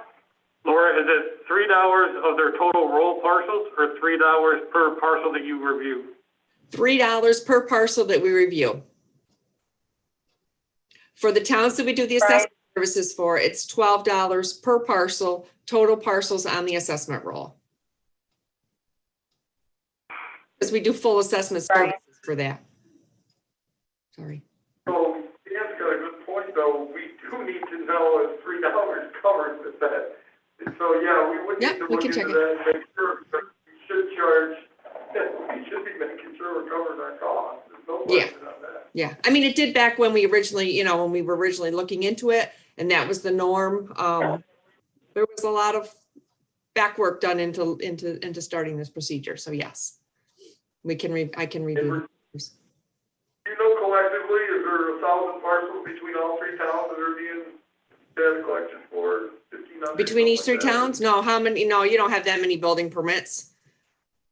No, that's what I meant. How many, all 3 altogether, though? You won't know until they're You won't know until you look at the building permits, but I would say, you probably have 40, and we're not talking fire inspections. We're just talking, demolitions and additions and new builds.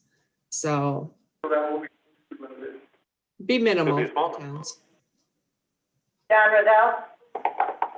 You only have to travel out to do 6 parcels in one town, small town. That's $18. That doesn't even pay for the gas to get there and back. They don't know. How's that?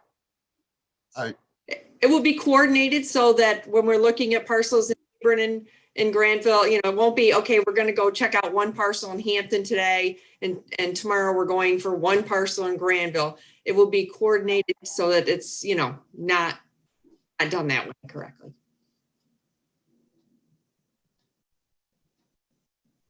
Okay. When I reported at finance, I said that we had not received some sales scan money we were supposed to receive that was in my budget for revenue. I did receive a voucher that was forwarded up from Stephanie Lemery at the county clerk's office. And it does look like we will be receiving that money. It's a total of $2,183.50. So scan money that was budgeted last year and up until 2020, the end of 2021, that money should be coming through shortly. And as I had told you before, that sales scan process is being stopped at the end of January. So that's that revenue is not coming in anymore. And one quick thing, I wanted to give kudos to IT. We have quite a few of our towns that are using the Citrix environment, which is where they log into our county network. We're able to update their computers easier, review their data, and with the reval, look at everything as a whole. We were having issues with the Citrix environment, and IT has put them over to a remote desktop environment. We had some printing issues with that. I'm working in coordination with Terry and Mike and IT to get got those pretty much fixed.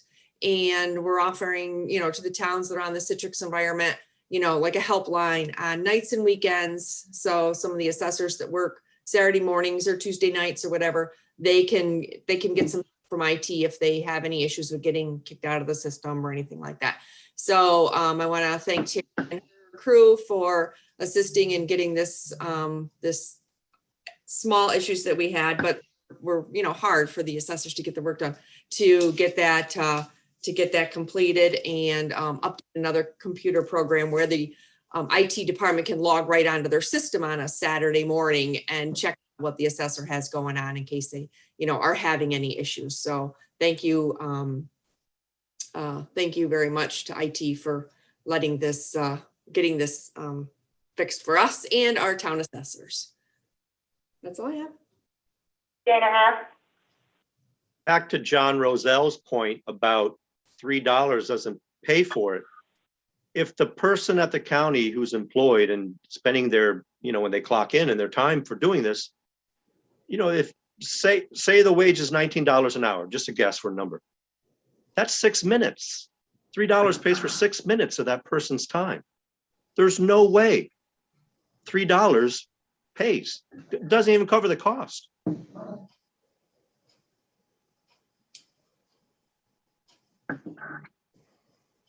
Dave? Or maybe you want to start out the time it takes and see if we can figure out what the right rate should be. Yep, Quickly. I can review Do that. it then, do it for 2022, get all that data, bring it back and say, hey, it should have been $4 a parcel. Yeah. Or no, it only costs us $2.20 a parcel. Right. Get the data, then we can figure it out going forward. We won't know until we do it. Well, I think last year they did it, so I think they can get last year's number. I It's think good it's data collection different, for us. No, not for us, but for other towns. but it's What other different. towns? What data collection towns did you do last year? What data collection? We did, well, we do the towns of Fort Anne and Cambridge as full assessment services. The only town that we do the data collection in, other than that, is Argyle. And There that's we go. collection. So when we get in the car, we're going to a road, Pleasant Valley Road, and we're doing from one end of Pleasant Valley Road to the other end of Pleasant Valley Road. So everything is spaced, you know, all that data collection is done by area and not by, So it's really a different type of thing. So back to Yeah. what Matt says, get the information for this year and come back, because this is a new and unique type of data collection. mhm. Okay. Yeah, thank you. Anything else, Laura? You all set, Laura? I'm all set. Thank you.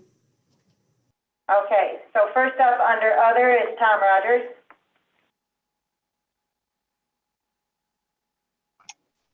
Hello. Hello, Tom. Just to catch up on what you're talking about too, we budget for our two conferences. We're in the same situation as Real Property where our January conference is delayed till March. Whether it'll be in person or Zoom hasn't been determined yet.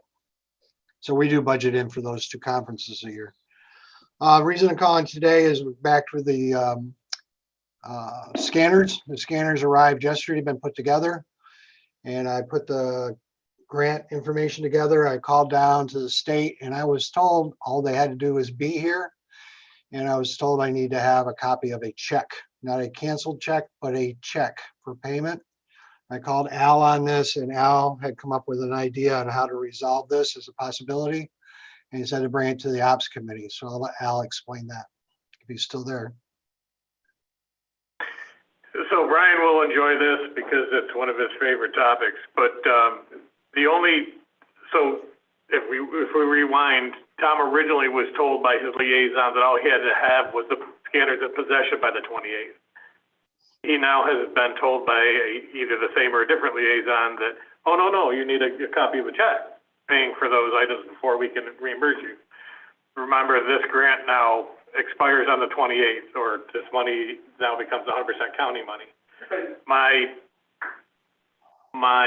outside the box idea that can make this happen, I would have the ability to cut a petty cash check to pay for the scanners today to get him to be able to make the requirements of the grant.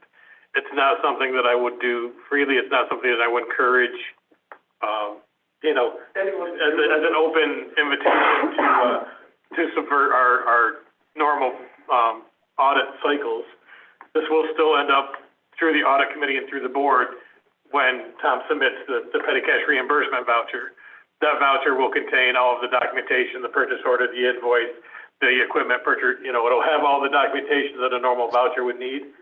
The voucher will just be payable to petty cash instead of to the vendor. I will make a petty cash check payable to the vendor today so that Tom can meet the grant requirements. Again, it's not something I do freely, but in this case, I hate to see that money become county money over a check that we could have cut pretty freely out of petty cash to make it state money. Dana? Al, educate me, because petty cash is like $50. What are you talking about? Petty cash check? How much do you have? How much do you have in petty cash? 50,000. That's petty? In $100 million budget, yeah. So the reason we still have 50,000 in petty cash, it's not cash on hand, it's a petty cash checking account. That money was raised back when that money used to fund the county's procurement card. We now have we transitioned this January to a traditional credit card. So you'll see during the course of this year, you're going to see me come back to the board to reduce that 50,000 down. But it is still at 50,000. I haven't made that reduction yet because that card just transitioned in January. But right now I do have the ability to make this purchase for him and secure the grant funds. But that assumes petty cash will be refilled quickly? Reimbursed? It would be refilled. It would be refilled at February audit. By whom? The grant? Through the audit process. Through the audit process. From the grant. From the grant, yep. Okay, I guess. Madam Chair, I'll make the motion to allow the treasurer to take the necessary action to secure what we need to secure for the state funds. Thank you. I think you need to be more specific. Do whatever you want. No. I want to talk about that. Okay. Now, listen. We need to do the right thing, and we can sit here and help Al do his job, but Al knows the best way to do his job, and we're going to audit that. Thank you. Okay, we have a motion on the floor by Daryl. Dave O'Brien seconds it. Any further discussion? All in favor, say aye. Aye. Aye. Opposed? Carried. Thank you. Appreciate it. This is always a dreaded comment. Do I have anything else to come up under other? Yes, Al? So I'll preface this request by, I understand that your answer might be no, and I will not be offended by it. I'll make this as brief as I possibly can. During my 2022 budget request, I submitted a plan that was a restructuring of my office that reclassified two of my payroll clerks dropped an account clerk out of my staffing pattern and moved the senior account clerk, or the account clerk part-time to senior account clerk part-time. That was part of the presentation at my joint government ops and finance meeting. The money that is in my budget request funded that proposal, which was actually a decrease in my point ones. Due to my oversight, however, the paperwork for the 2 payroll clerks was submitted to Danielle, but the paperwork for the account clerk to senior account clerk was not. So when I reviewed the staffing pattern, I discovered my error. So the account clerk to senior account clerk transition did not happen because I did not submit the proper paperwork to Danielle, although it was part of the overall plan that I submitted to the joint committees. I understand that if you entertain this request to revisit that, it can open a floodgate of other department heads in line behind me that say you did it for Al, because I know that you don't want to make changes to the staffing pattern, and I'm only 25 days into the new year, and I'm already asking. The only reason I'm asking is because it was part of my budget presentation. It is in my budget, and it was just through my paperwork oversight that I didn't get the sheet into Danielle. Again, I understand if you have to say no, because it can open up floodgates behind me if you say yes. But I wanted to at least take the opportunity to throw myself under the bus that I made the mistake. And my concern obviously would be that the account clerk was given additional duties to make this structure happen. If I'm unable to go from account clerk to senior account clerk, Danielle may come and tell me that I have to then reorganize the duties as well because I can't have her working out of title. So that would be my only concern if it's not something that we can entertain. I can try to restructure the duties so that happens, but the way that we have it right now is flowing really well, and I hope to be able to continue it. John Rozelle?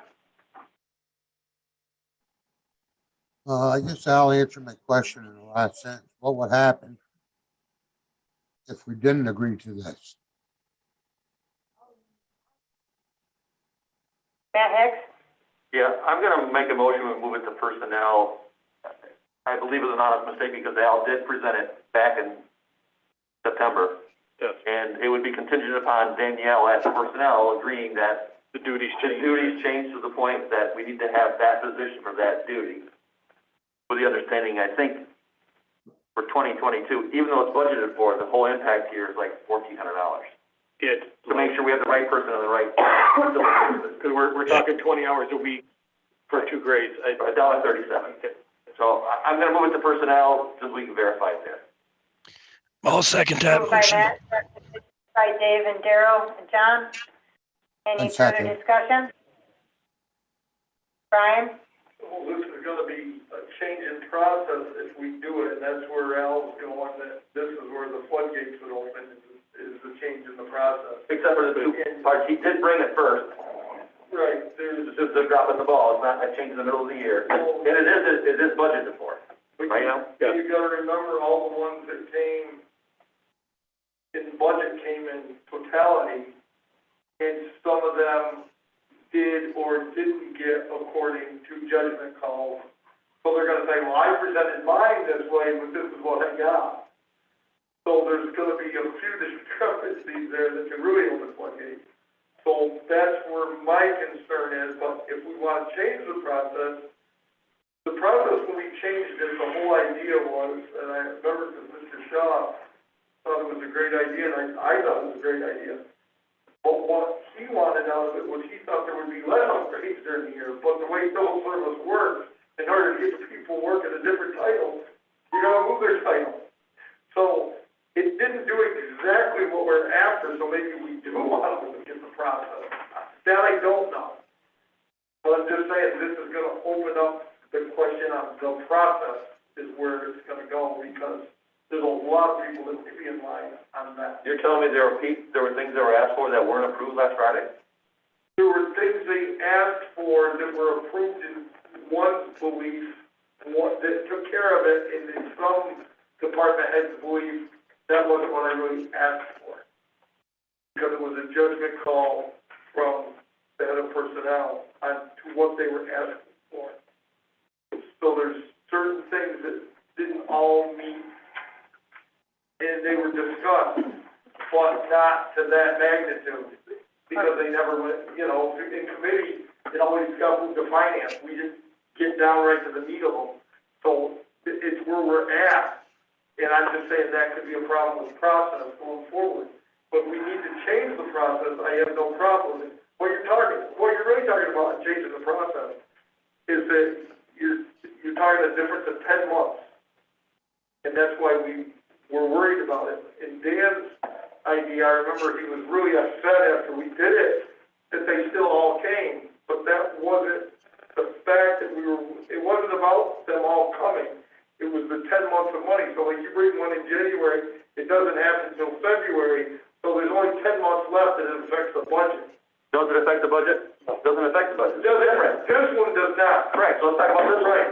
We're going to talk about this, we're going to talk about the process. The budget. But the process is what they're going to talk about. I disagree. Well, you're the one that always goes process. Right, exactly. This is about process. That's right. He did everything he was supposed to do. He missed one little step. I don't think he should be punished for that. If the civil service department says, no, that's not out of title, it should stay with the counselor, Absolutely. then I'll be 100% for that. No, I'm not arguing that part at all. I'm just talking about our process. Because it's been all about process right on through, and I just want to make sure that we're clear on that. And I respect that, Mr. Hicks. If Danielle looks at it and says, yes, she's doing more, but she's still working in title, then I will respect that answer. Yes. Melissa?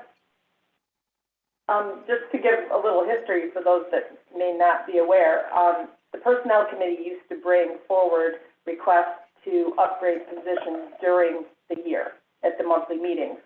And then, I don't even know how many years ago, it was changed where departments no longer were allowed to bring those promotion requests during the year. They had to hold off and bring that just at the budget time so that that money could all be budgeted for, so there weren't any unexpected expenses during the year that maybe weren't budgeted for.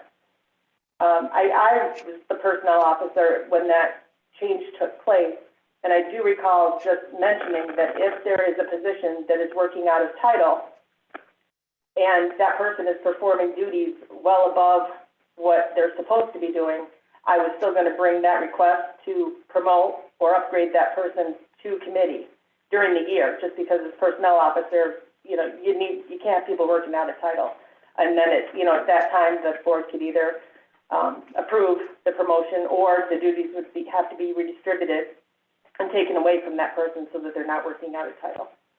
I just wanted to add that. And I think from what Supervisor Campbell may have been alluding to, and I don't know if Supervisor Hicks wants to get that far into it, but some of the requests that came forward at budget time may have been, for example, to upgrade a person from a grade 10 to a grade 12.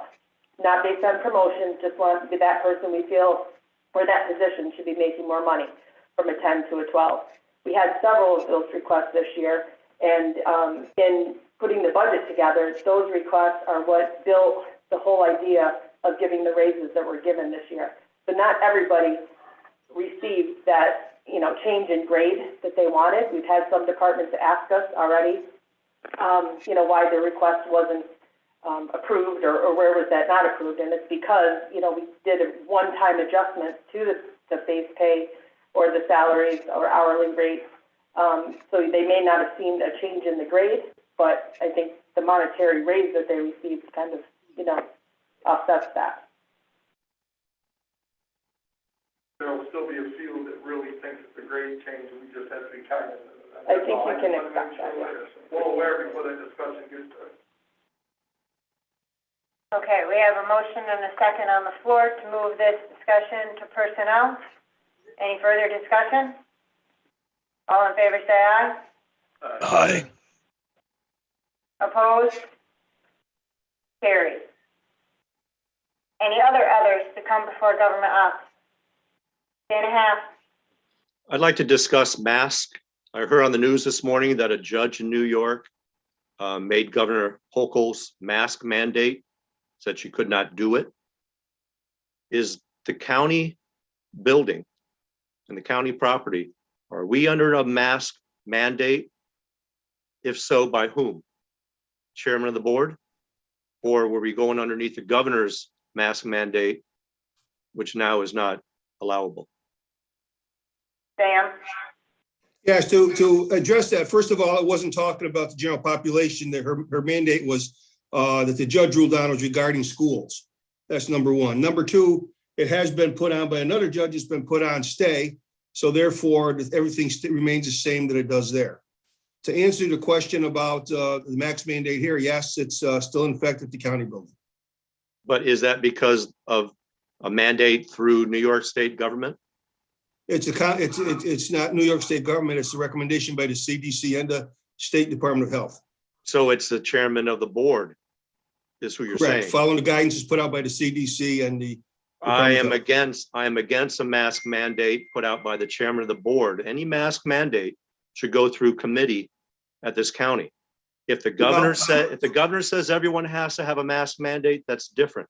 But if the chairman of the board is doing this as per suggestions by the CDC, then I am firmly against that. Okay.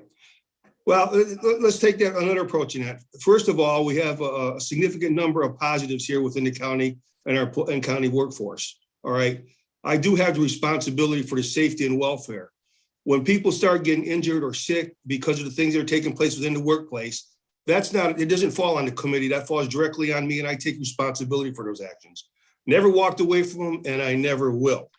All right. So we can have our committees, but that's fine. But when the bottom line hits and the questions are asked, those are addressed to whoever the chairman may be at that point in time.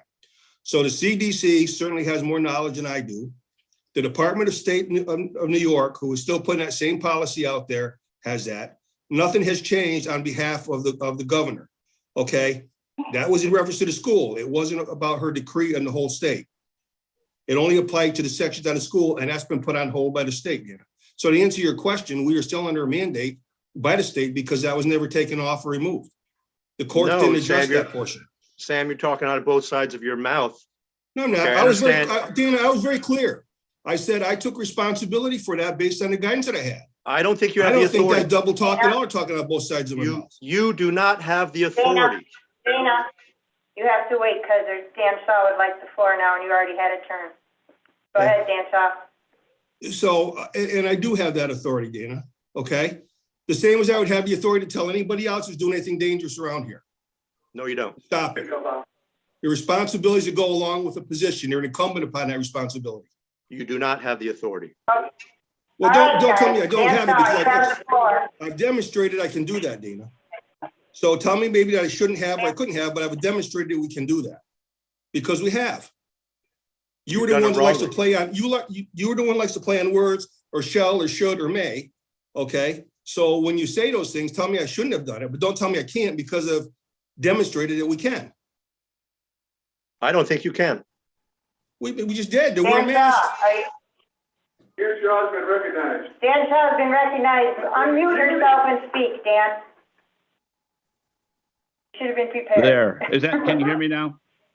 Yep. I don't want to sound like I'm talking out of both sides of my mouth, but I'm first going to defend Sam in the fact that the board authorized Sam to make that decision or that call a year and a half ago, because I do not agree with it, but I checked the minutes and he has the authority to do it because the board gave him that authority when he saw fit.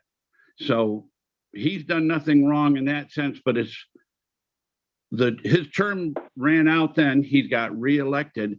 We either have to discuss this, and I'm hoping it may be in a little more civil manner, because I'd like more dialogue on this, but I don't want to in any way point any fingers, because I don't believe Sam has done wrong. I just don't believe in I don't agree with what he's done, and he had a right to do it. So I have not brought it up before, but now under new administration, which happens to be the same administration, I think we have to reaffirm that if we're going to.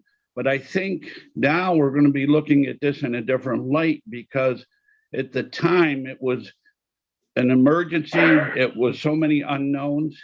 And what we're actually doing, if we keep this program of masks at the county, we're actually creating a policy, and policy is in government ops. And I really believe that there has to be dialogue on this to decide. Now, this morning, I made a phone call to Saratoga County because I was down there last fall, and Saratoga County never required masks after the emergency was lifted. So all last summer, the Saratoga County and checked with Warren County did not require masks inside the county building. And it's almost like smoking. I mean, the CDC and the World Health Organization will tell you this, the worst thing in the world is bad for your health. And it wasn't until it went through committee to adopt a policy for no smoking that actually we did it. And I think we have to look at this. If it's going to be long-term, we've got to set parameters. And I think there should be policy. And it would take the weight or the responsibility off Sam if the committee made a decision on this and then he's not responsible, the Board of Supervisors, because it would be adopted at a meeting what action we were going to take on wearing masks. And it seems like that would be better for everybody, because I've received a lot of comments, mostly complaints, that you had to wear masks by citizens going into the county and also by county employees that didn't feel that they wanted to wear a mask all day. They didn't feel comfortable with it. So I agree totally with Dana that we have to have this dialogue, but I don't agree with him that Sam made a mistake. Sam did what he was charged to do, but I think now it's time to look at this in a different light. Bob Hankey? I think it might be a good conversation to start in Health and Human Services. The nurses would be there. To, get, some professional input on it before we start making policy about it. I Daryl? don't care. Daryl? Did we? Daryl, not Dan, Daryl. Yes, Madam Chair, thank you. I do believe we may have to wait a little bit. There's going to be an appeal process on the court's decision. So I'm not sure we should jump quite yet, but I agree that we probably are going to have some more dialogue on this as to whether or not it's a long-term policy or short-term authority with the chairman. Thank you. Brian? I believe we are still under the state of emergency. I think I heard Dan say the emergency was lifted. I believe we're still under state of emergency. Can anyone correct me on that? Cuomo lifted that. What's that? That was done under Cuomo, lifted. He got lifted under the emergency. Sue Clary? We're still at a high submission rate in Washington County.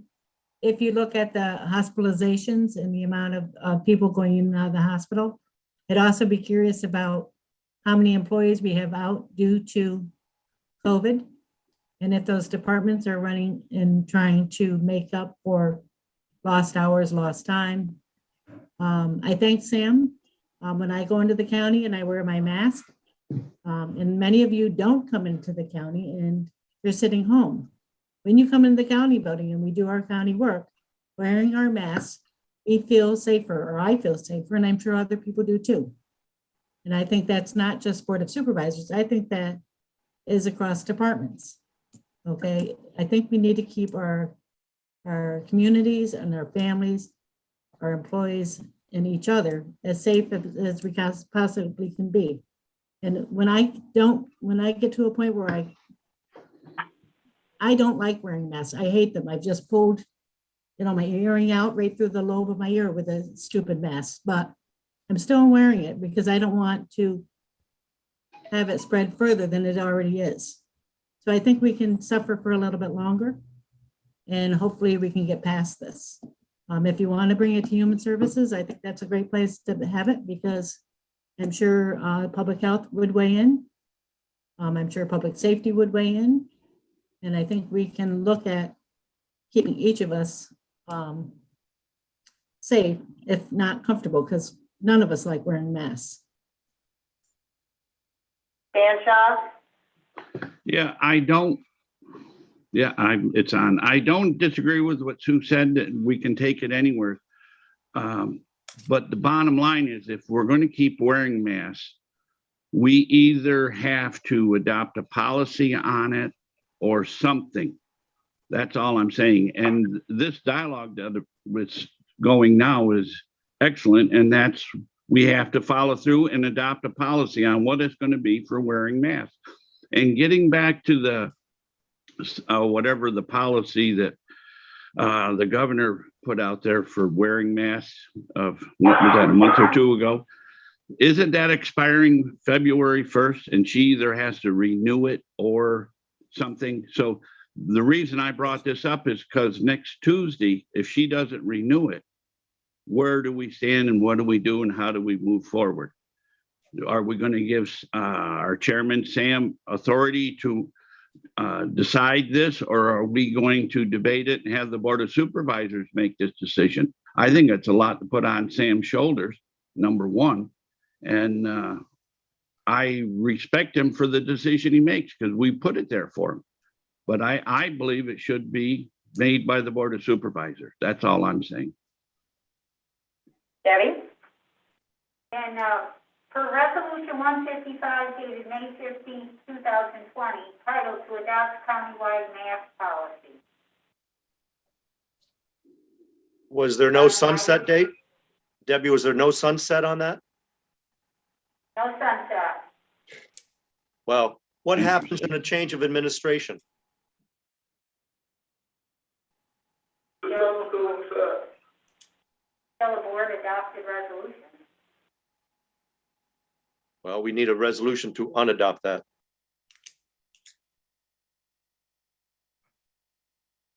Okay. So I would say we're still under a mask wearing policy at this time. Everybody has voiced their opinions. It's still a general opinion that, it's not a general opinion. So I would say a portion of you don't want to wear a mask at all, but some feel that we should at least keep the masks on for another couple months and look at it again.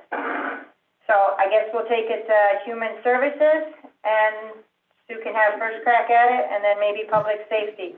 Tim, you wait in there for a minute. Did you have a comment you wanted to make, or were you just checking in?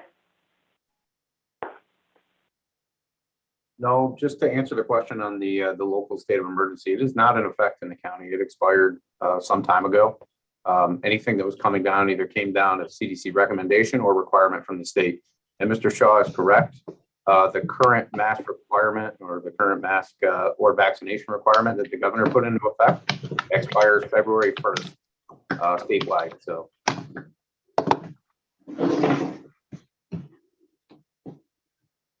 Okay. Any further discussion? Anybody else have anything for others?